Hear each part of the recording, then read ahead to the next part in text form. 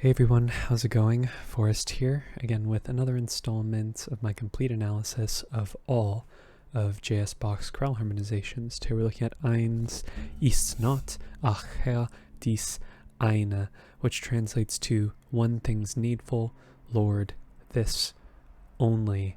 This is a quirky chorale from a visual standpoint, right? We do have a meter change, which this is not the first chorale with a meter change that we've encountered in the series, but it's still very unusual and something to take note of. Also, the length of this chorale. I know that the font is smaller. I apologize if it's a little bit harder to read, if you have to strain your eyes a bit to follow along, but for all intents and purposes, this chorale is fairly straightforward, not too much going on harmonically that really needs to be written home about. So we're just going to hop right into the analysis. Let's get into it. So 2 sharps in the key signature. We start on D major, we end on D major. This is another chorale in the key of D major, the overall tonality. We do visit one other key, but proportionate to the length of this chorale, we do spend quite a bit of time in the key of D major, considering how much real estate is being covered by, material in this chorale. So we start off with our tonic triad, then we have D, A, D, and G, but this G is an accented non-chord tone, and we really just have another D major chord. G, B, D, and B is a 4 chord, G major, with a passing 7th in the bass, and then we get a bit of a motivic chord progression that we see throughout the chorale here. G major to E minor, E, G, G, and B, which is 4 going to 2, kind of an unusual progression. We do see it from time to time, but it's one of the lesser common chord progressions in Bach, or at least in the chorales. I can't really comment on Bach's instrumental music, but in the chorales, 4 going to 2, definitely one of the lesser seen chord progressions, and we're going to see it a couple of times, and I think so. It just has more so to do with the fact that the melody sees some repeated material here and there, and that's just Bach's choosing to harmonize it. But after our 2 chord, we get A, C sharp, E, and C sharp, which is our 5 chord A major, passing 7th in the bass, passing tone in the tenor, before we get F sharp, A, and C sharp. This is kind of interesting. I think you can make an argument this is a 3 chord if you're more of a literalist, right, like on the downbeat, but I think the F sharp is an accented non-chord tone, and what we really have is E, A, G, and C sharp, which would be A7 over E, which would be like a second inversion A7 chord. So we'll just change the figure bass to reflect that, like a 5-4-3 chord. And then we get D major, D, A, F sharp, and D, and we get this cadential scheme where Bach repeats the cadential chord twice and holds the second one, which makes this a perfect authentic cadence, a 5-to-1 cadence. A little bit more on the unusual side, like 7 going to 4, 3 going to 1. We've actually seen this cadential formula before, but it's relatively uncommon. I don't think it's a 3 chord going to 1, like some type of plagal cadence where we get a stable chord going to 1. No, I think this is a authentic cadence through and through. Next phrase, it's a little bit shorter, perfect authentic cadence at the end of it as well, in the key of D major. We start off with G major, G, G, D, and B.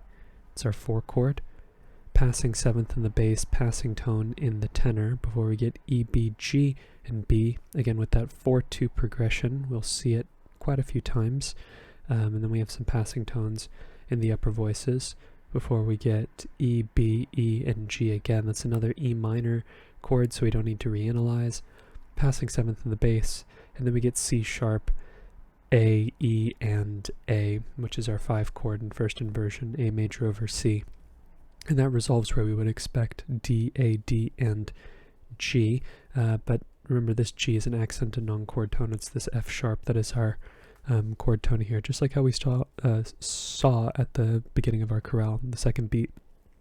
Then we get A, C sharp, and E, which is our 5 chord, A major, passing 7th in the tenor. Little non-chord tone here in the melody before we get D major, D, F sharp, A, and D, tonic triad, root position.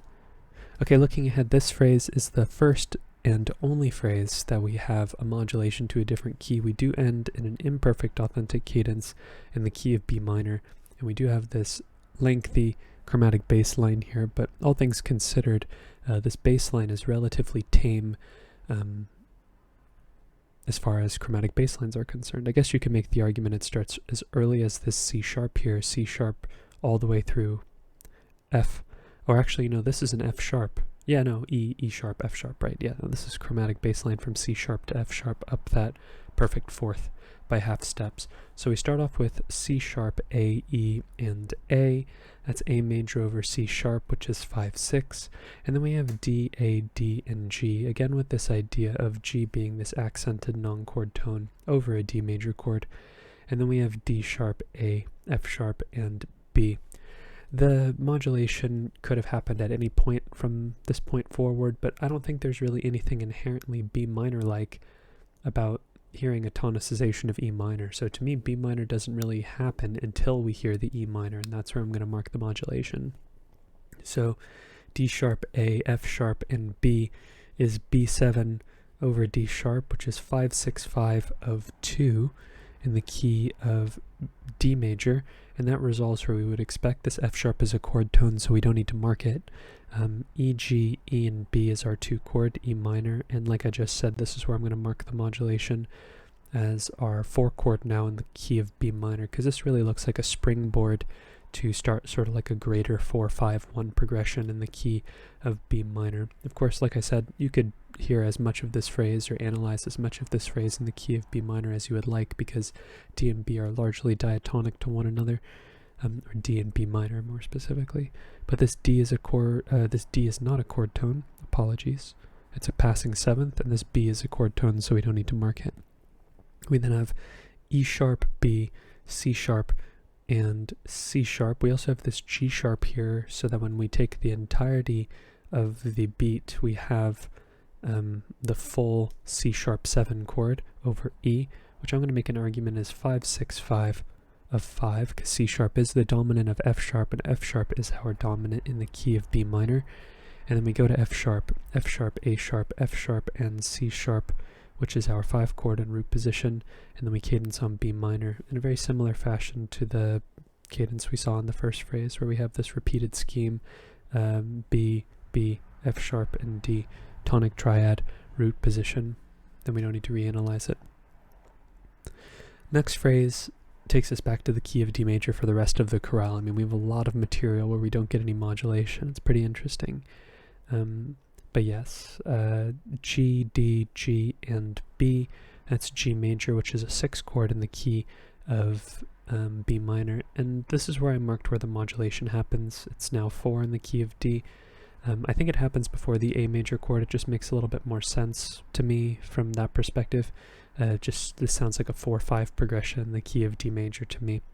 But nothing really inherent about B minor going to G major that sounds D major-like. So I hesitated with the analysis there, or I hesitated to say that the B minor was in the key of D major as well.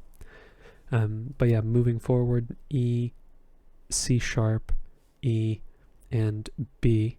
I reckon, this F sharp is also a passing tone, but I reckon that this is actually A over, that's A, C sharp, E, and A. I think I spelled that wrong. That's A major in root position, which is our 5 chord. And then we have B, B, D, and G, which is our G major chord again, this time in first inversion. Bit of a deceptive progression here. G is a chord tone, so we don't need to mark it.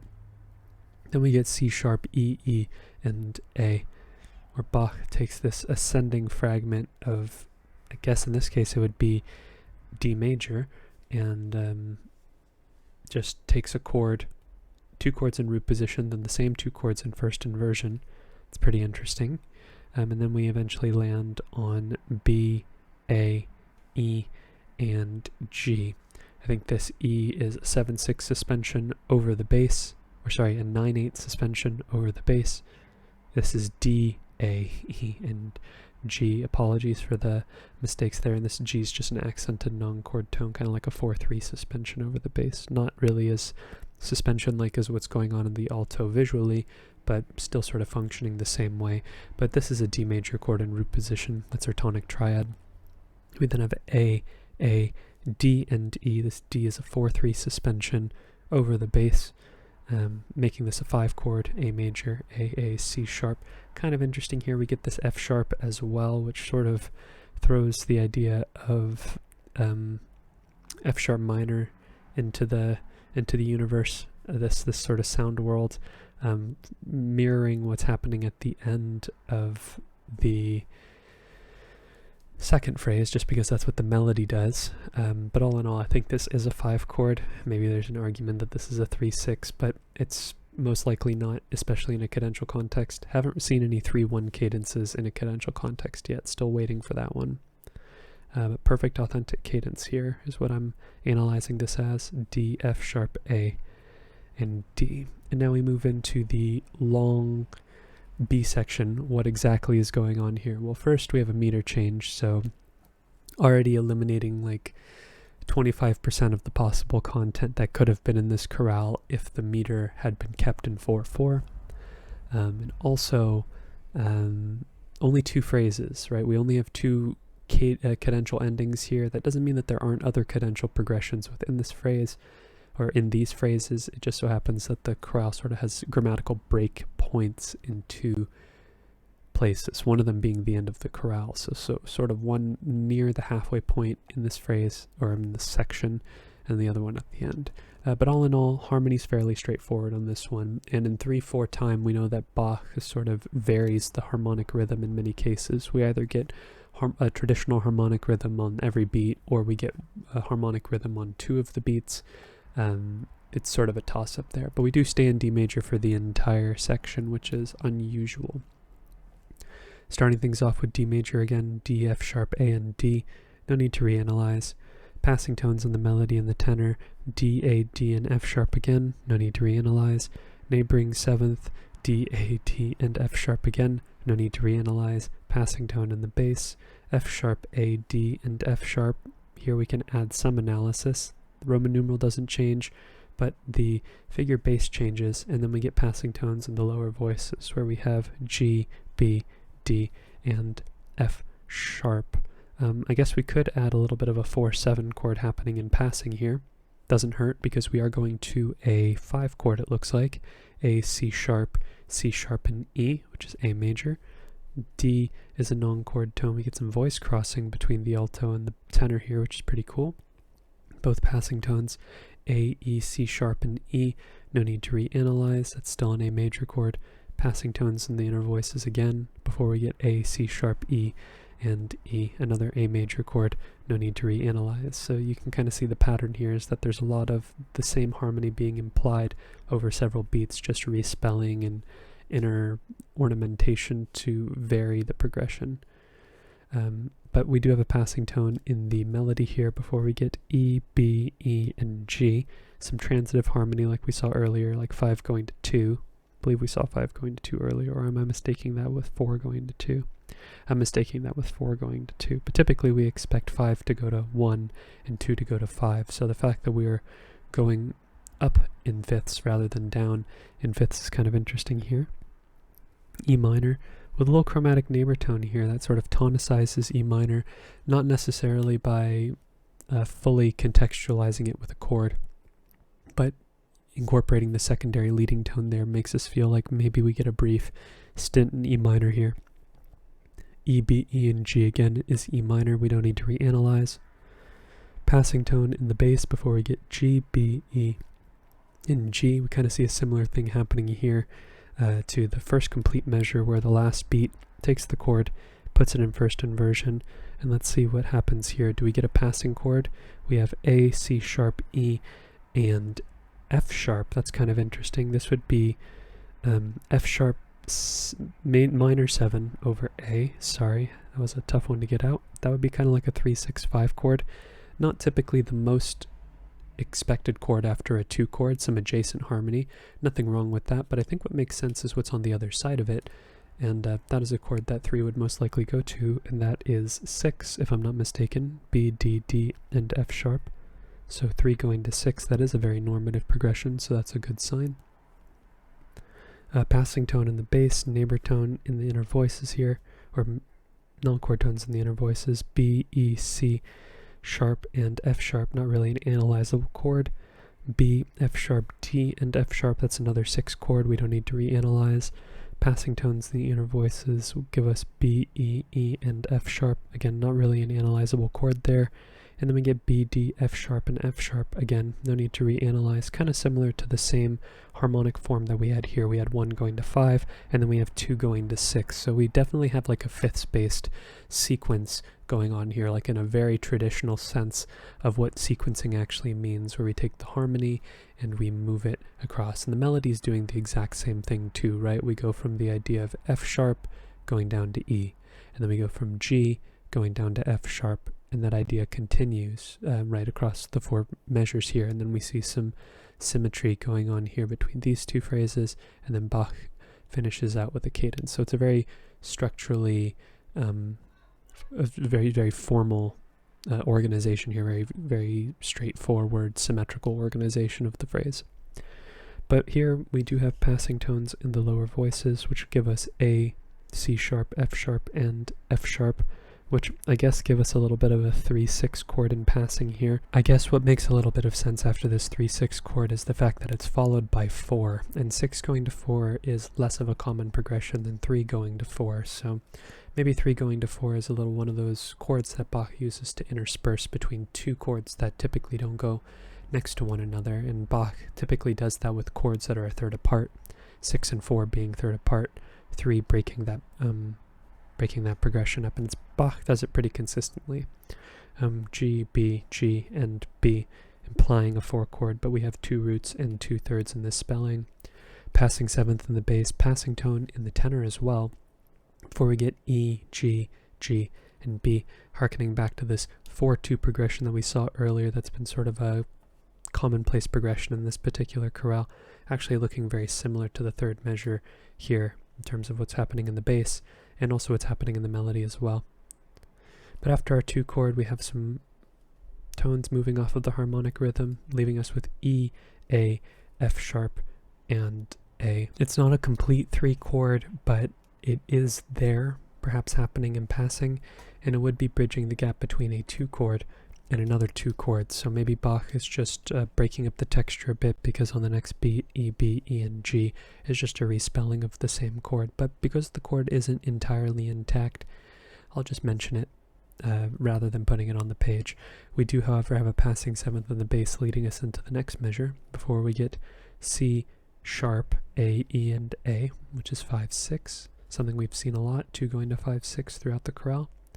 Passing tone in the bass, passing tone in the alto here before we get A, C sharp, and A, which is just an incomplete 5 chord in root position, just a triad, no 7th here. The 7th happens in passing in the melody here before we get D, A, D, and F sharp, our resolution from 5 going to 1, with a passing 7th in the bass as well. B, G, D, and G. That is G major in first inversion, which is 4-6.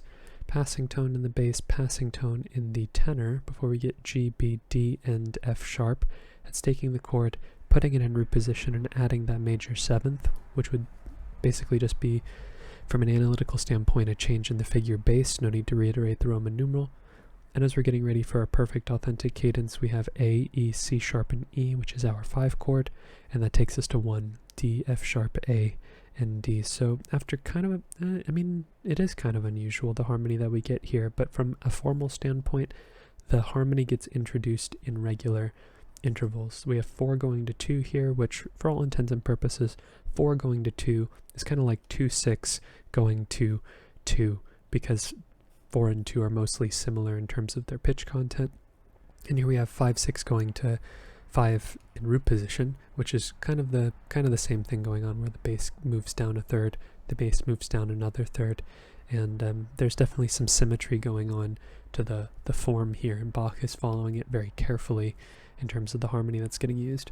But moving forward, we have another long phrase here that ends in a perfect authentic cadence in the key of D major, and we do get a little bit of chromaticism, but all in all, I don't believe we actually modulate to the key of A major. It doesn't quite sound that way, even though we get 2 G sharps, which kind of goes against the principles that I've been using in my analyses. I say if accidentals happen more than once, we typically get a modulation, but the operative word here is typically, because in this case the harmony is sort of moving as quickly as it is, that really we're sort of just spending one time on a chord here, or sorry, one measure on a chord here before it resolves, rather than fully modulating to the key of A. But we'll get to there eventually. We start off with D major, D, F sharp, A, and D. No need to reanalyze. Passing tone in the bass, passing tone in the melody as well, before we get B, B, D, and F sharp, which is 6, B minor, B, B, D, and F sharp again. No need to reanalyze. Another passing 7th in the bass here before we get G, A, D, and F sharp. Kind of harkening back to what we saw here with G going down to F sharp in the melody, but here we see it happening in the bass. But of course, because the bass is dictating the structure of the chord, we're not resolving to 1, but more specifically 1, 6. And then we get G sharp, B, D, and E, which is our first sort of hint at secondary dominance in this entire... no, you know what? That was a lie. We did have a secondary leading tone here. Of course, it was never fully contextualized, but this is our first fully contextualized secondary dominance in this entire section, which is a long section with very little breaks. So G sharp, B, D, and E spells E7 over G sharp. That's 5, 6, 5 of 5, because E is the dominant of A, and A is our 5 in the key of D, and that takes us to E, A, C sharp, and E. And where there is an argument to be made that this could be a 1-6-4 chord, right? Because it is there. I think actually this A and this... No, you know what? No, I'm going to take that back. I'm going to write this as 1-6-4 on the downbeat, or sorry, 5-6-4 on the downbeat. And then off of the downbeat we get the G sharp and the B, which introduce another 5. A 5 figure going on, E, G sharp, B, and E, which then takes us to A in root position. A, C sharp, and E, which is our 5 chord. So it kind of looks like we have a brief stint in the key of A major here. If you listen in the chorale, it doesn't quite sound like we've modulated to the key of A, at least in my opinion. If you think we've analyzed it, or if we've modulated to the key of A, you could analyze this in the key of A major very easily. E major would just be 5 of, or D major could be 4, 6, taking us to 5, taking us to 1, to 5, and then to 1 again, and then we could move back to the key of D major once we start seeing G naturals. But to me, it doesn't quite sound that way, and the fact that we get a little bit of subdivided harmony here feels a little bit more coincidental than anything else. But after 5, we get C sharp, A, E, and G. That's just taking our 5 chord, putting it in first inversion and adding the 7th, so A7 over C sharp. We then have D, B, E, and G. I think this is a 2 chord. We have seen 5 go to 2 earlier in this chorale as well, and I do think it is in third inversion, E minor 7 over D, this passing tone. I suppose you could also analyze this as C sharp minor 7 flat 5, but I don't think that's very likely after a 5 chord. I think 2 is much more likely after 5 than 7. Just in this case, like 2 bridge dominance, it doesn't quite sound right, especially, or it doesn't quite make a lot of sense from a narrative standpoint, with this sort of looking and functioning like a cadence from a progressional standpoint. But after our 4-2 chord, the bass does resolve by step, and the root eventually does resolve to, or the root does resolve a fifth below, just not at the same time as the bass does. It's one of those figures where B is an accented non-chord tone here, and what we actually have is A, C sharp, E, and G, which is 5-7. So here it looks like 4-2 is resolving to a root position triad, but the bass still does resolve. And we have seen this figure in Bach in the past with this pair of non-chord tones in the inner eighth notes of a 4/8 note figure. And then we resolve to D major, D, A, E, and F sharp. Kind of an interesting chord here. It makes me feel like that might be a typo. Let me actually double check that here. This actually should resolve down to D right here. This is actually what it looks like. So this is actually a 9/8 suspension. You'll hear that in the audio recording. It just did not make it onto the score, but this is a tonic triad in root position. And as we're closing out our chorale, we have the A and the F sharp from the D major chord. We only have 2 tones here. I don't think the harmony is really changing, so I think we're going to stay on D major before we move to our next chord, B, D, D, and B, which chances are that's a 6 chord B minor with a passing tone in the tenor. We then get E, B, G, and B, 6 going to 2, very normative progression, falling fifths style of harmony. And then we have some passing tones in the upper voices, E, B, F sharp, and A. Not really an analyzable chord there, so we're just going to keep going. And then we have E, B, E, and G, again with this idea of 2 being reiterated over 2 beats. We've seen it a couple times in the chorale, here, here. You can look throughout the chorale and look for them yourselves here in the beginning as well. So the idea of 2 really playing a focal role in the key of D major has been sort of a theme of this chorale.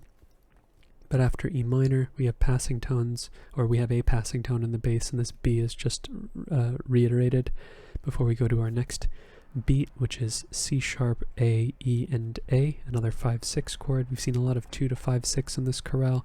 This A is a chord tone, this G is a chordal 7th, but a non-chord tone in this context. And that takes us to D major, D, A, F sharp, and A, which is our tonic triad and root position. C sharp is a non-chord tone, E is a non-chord tone, G is a non-chord tone. It's almost like we have like a passing 7 chord here or a passing rootless 5-7 chord here, but with this D being suspended in the bass, we're looking towards the next beat, D, D, D, and F sharp, which is another 1 chord we don't need to reanalyze. This C sharp is a passing 7th. This A is a chord tone, so we don't need to mark it. But there's this idea of dominance being interspersed between the tonic triads here, kind of similar to how Bach is breaking up some of the progressions in earlier parts of the chorale with implied chords. There's definitely implied chords here, maybe even more than just implied, but as far as analyzing them with a Roman numeral, they're not entirely intact, so it's difficult to do. But it's helpful in video form to take note of what exactly is going on, or at least what I see to be going on. After our 1 chord, we get B, D, D, and G. It's G major over B, which is 4-6. A, D, and F sharp. Chances are this is a 1-6-4 chord, D major over A. This G is a lower neighbor. This E is not an upper neighbor, but it's a non-chord tone. And then we go to A, C sharp, and E, which is our 5 chord, A major, passing 7th in the tenor. Go ahead and draw a little bracket underneath these 2 chords for those of you who use that style of analysis. And then we cadence on D major, D, F sharp, A, and D, which is our tonic triad in root position. And that is today's analysis. Kind of a lengthy one, a bit of a sprint, but a marathon also at the same time, because there wasn't really a lot to talk about harmonically speaking. I'd say maybe the biggest point of contention is here, whether on the page it does look like, why aren't we analyzing this in the key of A major? And it very well may be true. Maybe we are in the key of A major for a bit, but for me, based off of the harmonic rhythm and what implications Bach has had earlier in the B section, it seems like a very common pattern is introducing a chord on 1 and then resolving it on 3. It's a fairly straightforward harmonic rhythm in 3/4, in the chorales at least, and that's exactly what Bach is doing here. If we look at this beat, we have E major followed by another E major chord on this beat as well, except Bach kind of complicates things from an analytical standpoint, because we could interpret this as A major in second inversion, which doesn't really, it makes sense from a harmonic standpoint, of course, but whether or not this is in the key of A major is fairly nebulous, nor does it really matter too much. We can see what's happening here, and if you want to analyze that in the key of A because you feel like it's in the key of A, that's totally valid. To me, it doesn't quite feel like we've left the key of D major, so I'll leave it at that. And we have a chromatic bass line, and chromatic bass lines are always interesting. I'd say that descending chromatic bass lines tend to be more interesting than ascending chromatic bass lines from a functionally harmonic standpoint, because chromatically ascending bass lines could just be a chain, like in this case, of secondary leading tones. So we get some first inversion dominant chords resolving to their expected destination, as opposed to descending chromatic bass lines, which involve Bach being a lot more creative and seeing progressions that are not typically normative. But I'm going to end the video on that note. If you're interested in following me along on the journey to analyze all of the chorale harmonizations, feel free to subscribe to the channel. You can hit the notification icon as well, and like the video if you enjoyed the content. Thank you so much for watching the video and supporting the channel by doing so. I look forward to tomorrow's analysis, and I hope you take care.